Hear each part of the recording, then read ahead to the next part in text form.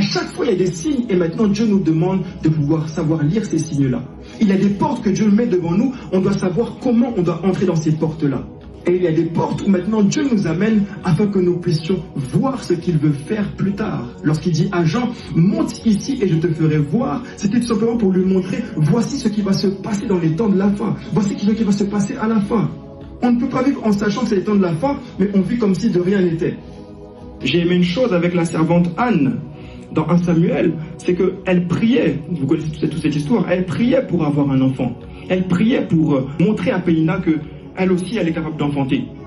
Mais lorsqu'elle a su lire que le temps n'était pas approuvé, mais que c'était au temps de Dieu, parce que son fils Samuel devait être un grand prophète, c'est à ce moment-là qu'elle a été exaucée. Alors j'aimerais dire à quelqu'un que parfois Dieu ne t'exauce pas parce que ta prière ne rentre pas dans le kairos, ta prière ne rentre pas dans la volonté de Dieu. Parfois nous ne sommes pas exaucés parce que nous ne savons pas lire ce que Dieu veut faire actuellement. C'est pour ça qu'on doit être amené à savoir discerner. Et pour savoir discerner, il faut qu'on puisse méditer la parole de Dieu, manger la parole de Dieu. La Bible, lorsqu'on regarde le prophète Élie ou même Jean, à chaque fois, la Bible est en train de nous montrer que ces hommes-là avaient des dimensions supérieures parce qu'ils mangeaient la parole de Dieu.